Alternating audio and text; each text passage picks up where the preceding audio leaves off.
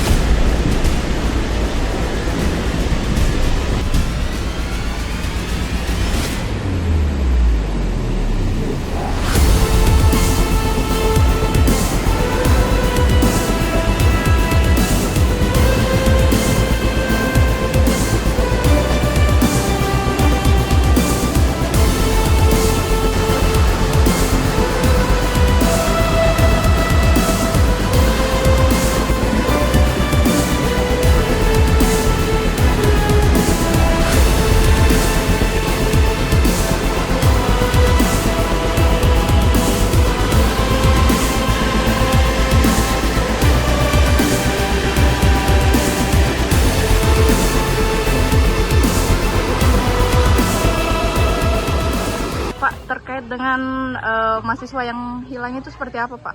Yang tenggelam di sungai? Yaitu baik saya sampaikan bahwa untuk identitas daripada korban atas nama Marsanda, itu anak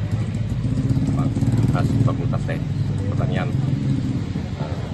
Dan untuk kronologisnya pada saat itu yang bersangkutan bersama temannya 5 orang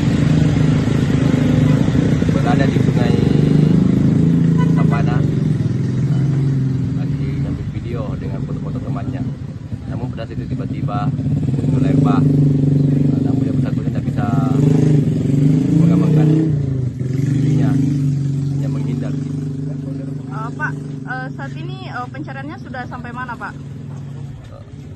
Sementara dari tim Basarnas Makassar dengan BPD Maros, terus ada juga gabungan dari SAR Unhas, sementara melakukan pencarian mulai dari TKP sampai ke ujung sini dekat jembatan. Sampai saat ini masih tetap diupayakan untuk pencarian. Artinya sampai saat ini belum ditemukan ya, Pak ya? Belum ditemukan. Namun tadi sempat ditemukan salah satu milik daripada korban itu, yaitu tas yang berisikan handphone daripada korban.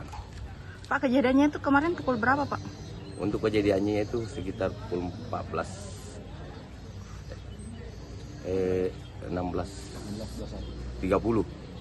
Pak, korban datang bersama siapa sih ke air terjun ini? Yaitu untuk korban bersamaan dengan teman-temannya, ada 5 orang. Ada 5 orang ya? Ya. Download Tribun X sekarang, menghadirkan lokal menjadi Indonesia.